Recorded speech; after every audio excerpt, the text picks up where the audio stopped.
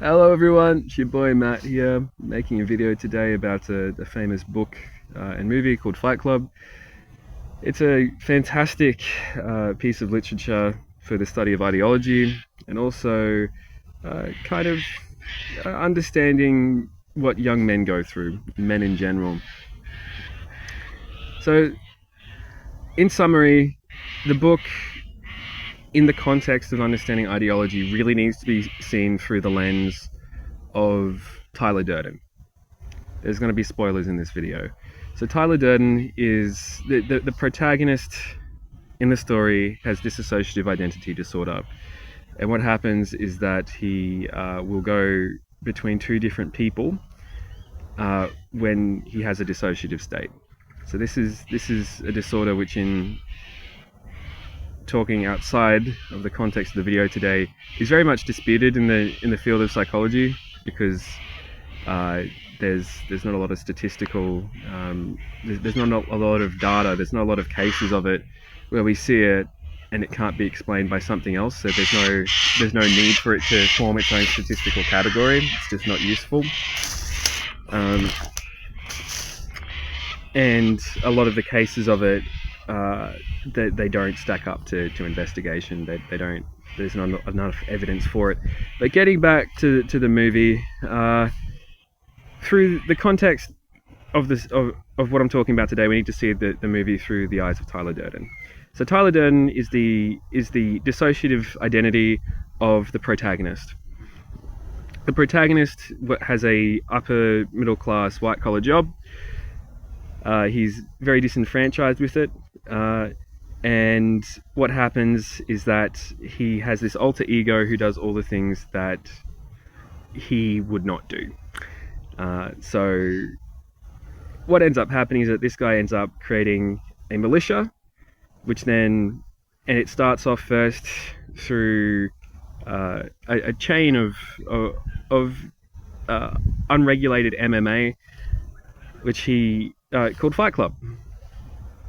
And this, what will happen is that these young men, they get together, they punch the shit out of each other, and it's this big bonding thing. They get to feel secure in their masculinity.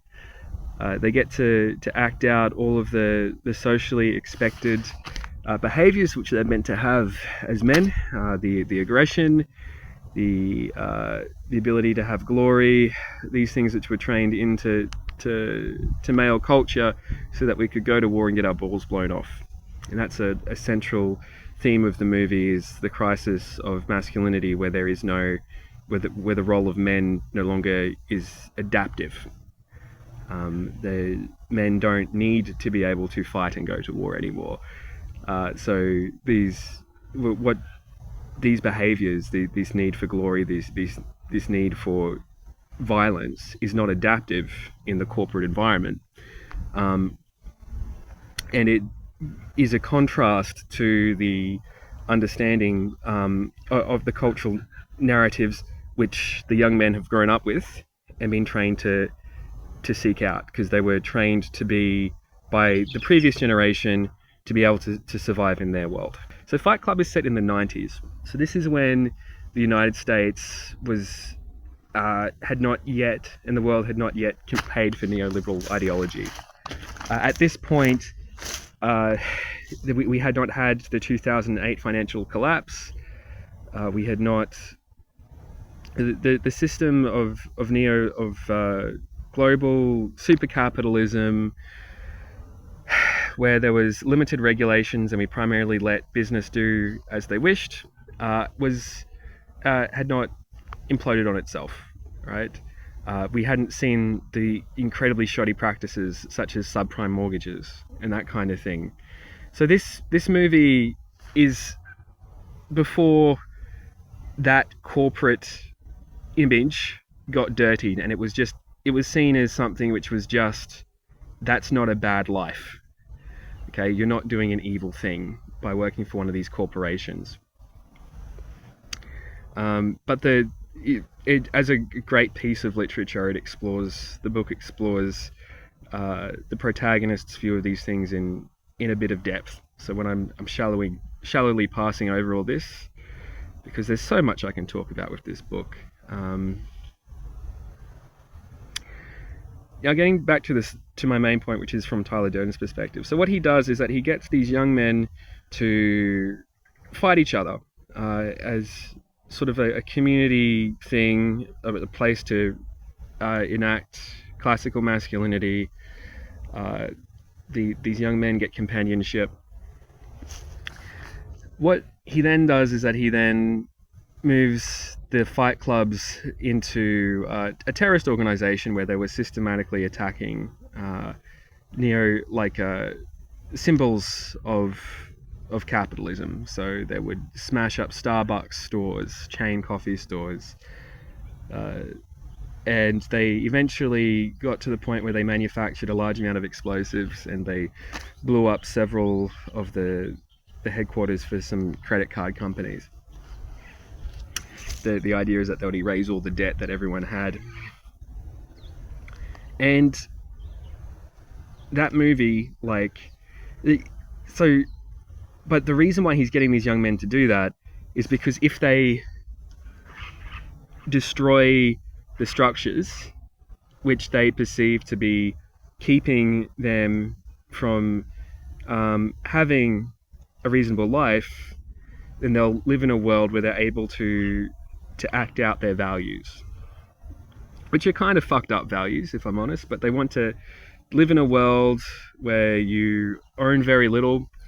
Tyler Durden goes on a rant about, we'll be in it will be like on the savannah again. We're going to be hunting antelope in a post-apocalyptic world that we completely destroy so we can live there and have a more spiritually fulfilling life. By obeying the tenets of his ideology. So that's a summary of parts of the story. But what he does is that he starts with a ritual. So he brings a community of people together. He gets them to begin living by a set of values and feeling good in living by that set of values. He then continues on with this project such that those people are then begin organizing as a very straightforward militia,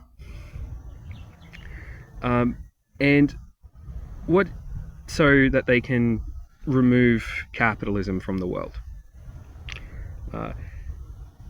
But what's not really discussed in the book is that, or highlighted enough in the book or the movie, is the demographics.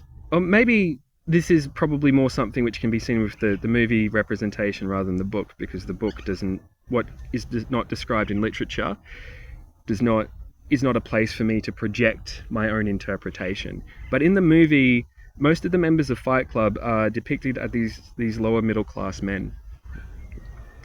Now, in modern society, it is exponentially more difficult to succeed as a young man than it is for a young woman. To be able to live in this kind of good world, like this corporate environment. So the protagonist in the movie, so I'm using an interpretation based on the movie, is a very middle class guy, very privileged middle class guy who destroys his world in a dissociative state as Tyler Durden. All of the young men who are under his instruction are people who could never have what he had. And that's because any movement that we imagine to be successful regarding a toxic masculine figure or a most inconceivable interpretations, like a lot of interpretations of what a male culture led societal intervention would look like, has to involve disenfranchised lower class men, and that group of people are frustrated that they're not able to access resources, They're not able to own the lovely condo that the protagonist in Fight Club owned, or be paid the amount that he is, because he's probably in modern dollars he'd probably be getting around 110, 120k a year. In Australian dollars. So these young men, they don't have access to that lifestyle. They're not able to get the things which provide social status that they grew up in. They were told to have. Like, they were told, there's a famous speech there's a speech, at least in the movie representation, where Tyler Durden discusses, like, you did not, you were sold this idea of one day we'll all be rock stars. Like, one day all these good things will happen to them. Because remember, this movie is the movie depiction, the book depiction, I think they're in two slightly different eras. But in the movie representation, it's very much is set in the late 90s, in which case we're looking at early Gen X, and people who grew up previously influenced by the prosperity of the baby boomers. And they had a very optimistic idea of the future, and on top of that, it was also a time, at least in the United States, where mass media marketing had become a thing. The idea of commodifying teenage fantasies and commodifying popular culture became a very refined art, and these narratives of hope and affluence are very good when you're trying to sell something to a community. If they believe that the future is going to be more prosperous, they are more likely to spend money on something. And so these young disenfranchised men, in all likelihood, they would probably look to the protagonist. And maybe this is why the protagonist in the book and movie is such a powerful character, because maybe it is because he threw away his life, that all the other people in the narrative would have loved to have had, so he can lead this spiritual movement. When I think about it, that might be a factor.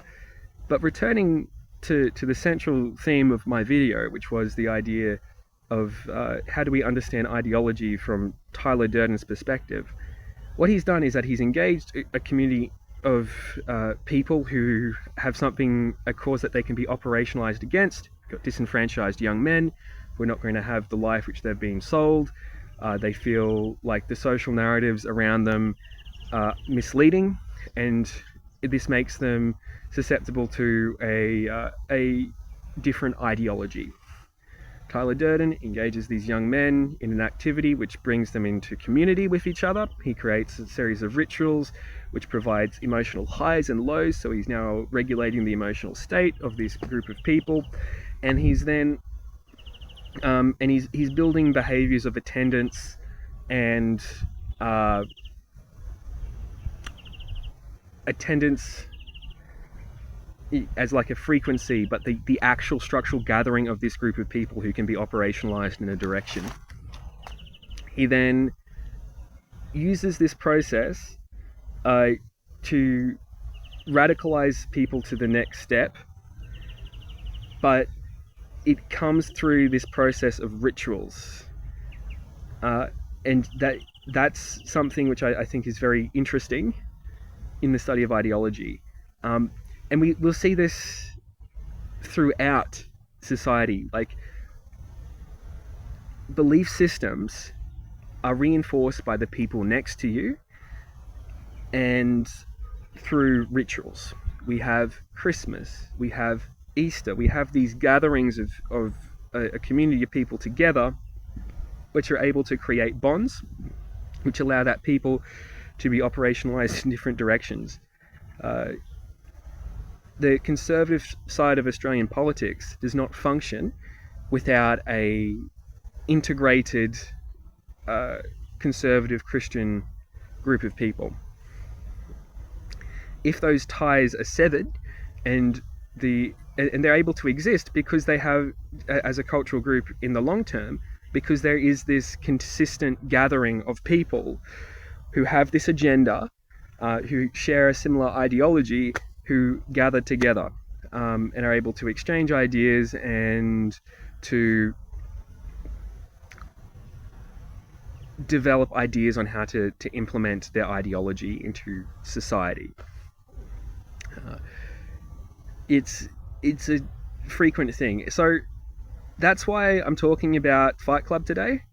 I'm trying to describe the mechanisms behind what keeps an ideology functioning, how new ideologies are created. You need it tends to be the identification of a group who is prepared to listen to a different ideology, a different social narrative.